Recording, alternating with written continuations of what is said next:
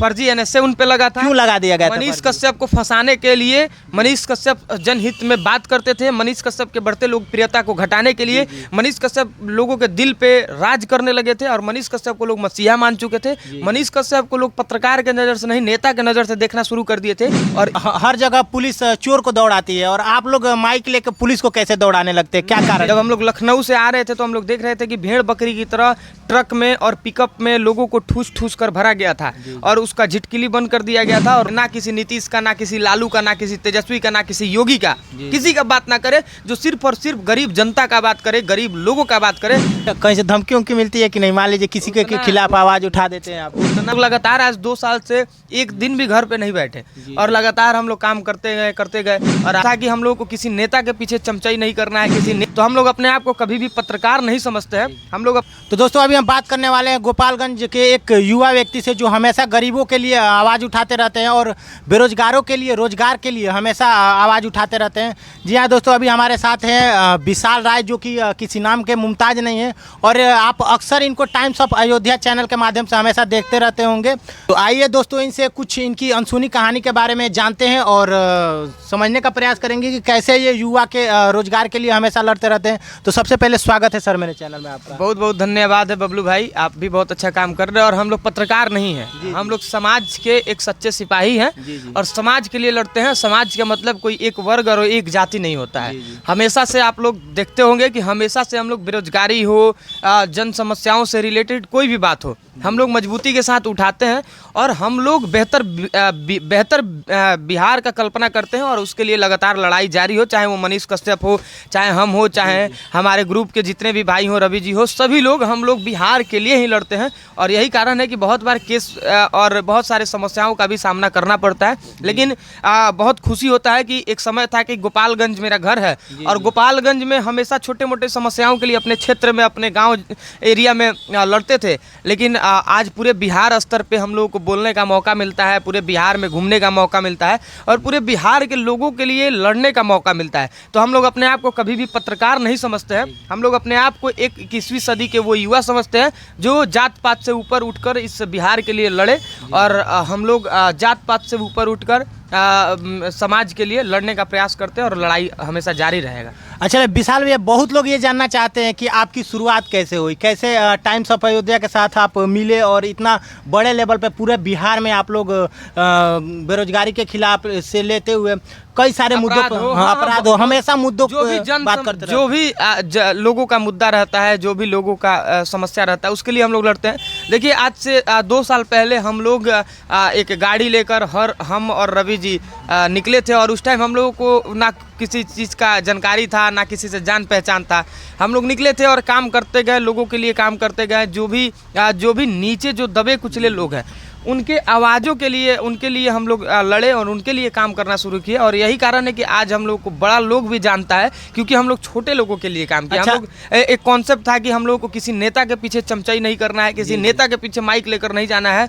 किसी बड़े व्यक्ति के, मतलब कहा जाता है ना कि घोड़ा और बड़े लोगों के पीछे नहीं रहना चाहिए, क्योंकि वो जब लात मारेगा तो ख़त्म कर देगा। तो हम लोग का ये कॉन्सेप्ट था कि शुरू से कि किसी बड़े व्यक्ति के पीछे हम लोगों को नहीं जाना है, हम लोगों को छोटे लोगों के लिए लड़ना है, हम लोगों के लिए उनके लिए लड़ना है जिन तक माइक नहीं पहुंच पा रहा है, जो कैमरा पे नहीं आ पा रहा है, उसके लिए हम लोगों को काम करना और उसके लिए हम लोग काम किए और सफल भी हुए। अच्छा, हम अक्सर देखते हैं आपके वीडियो में कि आप हर जगह पुलिस चोर को दौड़ाती है और आप लोग माइक लेकर पुलिस को कैसे दौड़ाने लगते हैं, क्या कारण है इसके? जब कहीं उसके खिलाफ हम लोगों को लड़ना चाहिए। तो यही कारण है कि जो भ्रष्ट पुलिस वाले हैं उनके लिए हम लोग लड़ते हैं, लेकिन जो अच्छा करते हैं उनके लिए हम लोग उनके लिए भी लड़ते हैं, उनके लिए भी आवाज़ बनते हैं और उनको हम लोग सम्मान भी बहुत देने का काम करते हैं। अच्छा, मतलब शुरुआत कैसे हुई आपकी? रवि भट्ट सर से कैसे मुलाकात हुई, कैसे आप लोग इस क्षेत्र में? शुरू से एक जनसेवक थे, हम शुरू से एक समाज सेवक थे और हमेशा लोगों के लिए काम करना, लोगों की समस्याओं के लिए काम करना, लोगों का मदद करना, किसी को ब्लड नहीं है तो ब्लड दिलवाना, ये सब चीज़ हम शुरू से जारी रहता था। तो उसी दौरान हम किसी बच्चा का मदद करने हम पहुंचे थे, आयांश का। और उसी वक्त रवि जी से मुलाकात हुआ तो हमेशा से एक ईमानदारी कूट के मेरे अंदर भरा हुआ था और हमेशा से ये भावना था कि हमको लोगों के लिए लड़ना है, लोगों के लिए कुछ करना है। तो कुछ करने के लिए वहाँ पहुँचे और भगवान की कृपा से मेरे अंदर ईमानदारी था और वो चीज़ रवि जी को काफ़ी पसंद आया और हम लोग एक दूसरे का साथ हाथ पकड़कर और एक साथ काम करना शुरू किए। आज हम दोनों भाई की तरह साथ रहते हैं। चाहे उनका घर हो वो मेरे लिए उनका घर भी मेरा अपना ही घर है, चाहे मेरा घर हो तो वो भी उनके लिए वो उनका अपना घर है। तो हम लोग एक दूसरे के साथ बहुत अच्छा से कोऑपरेट करके एक दूसरे को, और हम लोग लगातार आज 2 साल से एक दिन भी घर पे नहीं बैठे और लगातार हम लोग काम करते गए और आज देखिए बहुत कम समय में 1 मिलियन के आसपास सब्सक्राइबर भी है और 1.4 मिलियन 5 मिलियन फॉलोअर्स भी है और बिहार में एक पहचान भी है। कहीं भी हम लोग पहचान के मोहताज नहीं है और बहुत अच्छा लोगों से प्यार भी मिलता है। अच्छा, बिहार में इतने लोगों के दिलों पे राज करते हैं, लाखों करोड़ों लोगों के दिलों पे राज करते हैं, अब इस स्तर पे आके अब कैसा लग रहा है आपको? देखिए बहुत अच्छा लगता है कि जब हम लोग शुरुआत किए थे जी। और बिहार के किसी जिला में या फिर पूर्वांचल के किसी जिला में या झारखंड के किसी जिला में हम लोग को जाना होता था तो पहले ही बड़ा टेंशन हो जाता था। आदमी कंफ्यूज हो जाता था कि बाप रे इतना दूर जाएंगे तो क्या होगा, वहाँ का कैसा लोग होगा, ऐसा होगा वैसा होगा, बड़ा टेंशन हो जाता था।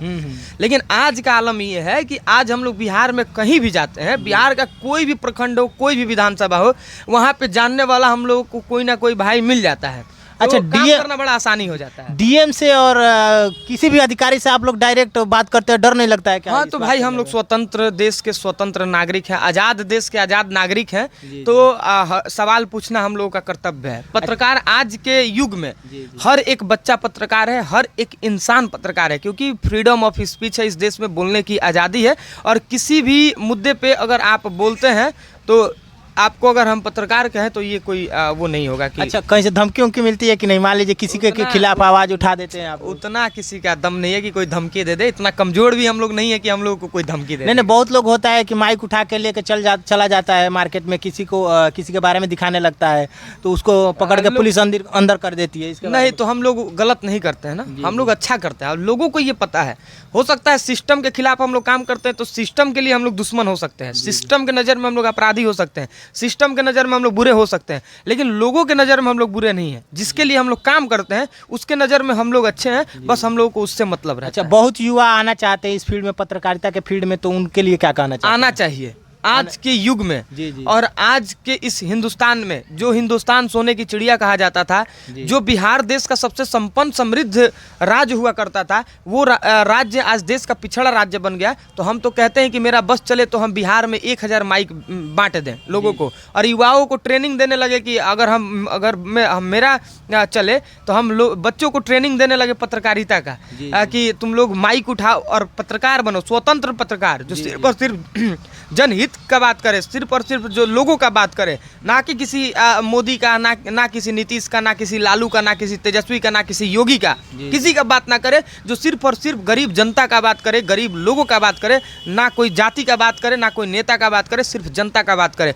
ऐसा लोग अगर हमको मिलता है तो उसका भरपूर सहयोग है। और हम लोग चाहते हैं कि जहां भ्रष्टाचार एक कैंसर का रूप ले चुका है, जहां भ्रष्टाचार सबको जकड़ते जा रहा है, वहां तो हर घर में अगर एक पत्रकार पैदा हो जाए तो कम नहीं होगा, क्योंकि हर लोग भ्रष्टाचार से पीड़ित है। अच्छा, लोगों के जनहित के बारे में सोचने वाले मनीष कश्यप जो कि अभी जेल में बंद है, उनके बारे में क्या कहना चाहते हैं? एनएसए हट गया, कब तक बाहर? एनएसए फर्जी था। जी। फर्जी एनएसए उन पे लगा था। क्यों लगा दिया गया? मनीष कश्यप को फंसाने के लिए। मनीष कश्यप जनहित में बात करते थे, मनीष कश्यप के बढ़ते लोकप्रियता को घटाने के लिए मनीष कश्यप लोगों के दिल पे राज करने लगे थे और मनीष कश्यप को लोग मसीहा मान चुके थे। मनीष कश्यप को लोग पत्रकार के नज़र से नहीं, नेता के नज़र से देखना शुरू कर दिए थे और इससे बिहार के जो सो कॉल्ड नेता हैं उनको तकलीफ होने लगा था और यही कारण है कि उनको 1 साल के लिए जेल में कैद कर दिया गया। और आज मनीष कश्यप बाहर है, भले वो जेल में है, लेकिन आज भी उनका जो लड़ाई है वो जारी है। लेकिन जो मनीष लोग जिंदा रखे, लेकिन जो मनीष कश्यप जी का 8 महीना 1 साल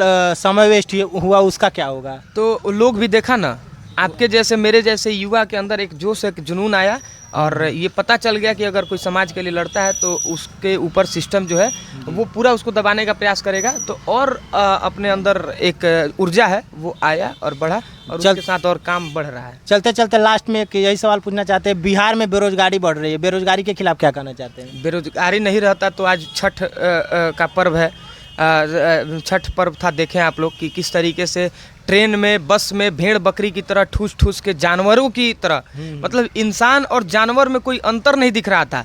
जब हम लोग लखनऊ से आ रहे थे तो हम लोग देख रहे थे कि भेड़ बकरी की तरह ट्रक में और पिकअप में लोगों को ठूस ठूस कर भरा गया था और उसका झिटकिली बंद कर दिया गया था और लोग जानवरों के हालात में, जानवरों की तरह लोग अपने घर आ रहे थे। अब इसी से अंदाज़ा लगा लीजिए कि हमारा विकास कितना, बिहार कितना विकास किया है कि आज भी लोग जानवर की स्थिति में सफ़र करने को मजबूर है। तो इससे हम पता लगा सकते हैं कि हमारा बिहार कितना आगे है और कितना पीछे है। चलिए, बहुत बहुत धन्यवाद। वीडियो बहुत लंबा हो जाएगा वैसे अगर देखा जाए तो बहुत सारी बातें हैं जो अभी अधूरी रह चुकी है। मिलेंगे फिर कभी बात करेंगे। बिल्कुल, आप लोग भी अच्छे से काम करते रहिए और हम सबसे कहना चाहते हैं, अगर वीडियो लोगों तक पहुंच रहा है तो हम यही कहेंगे कि ऐसे लोगों का सम्मान करिए जो आपके लिए लड़ने का एक अपने अंदर एक ऊर्जा ला रहा है, अपने अंदर एक जोश जुनून ला रहा है जनहित के लिए लड़ने के लिए, समाज के लिए लड़ने के लिए। वैसे लोगों का सहयोग समाज को करना चाहिए।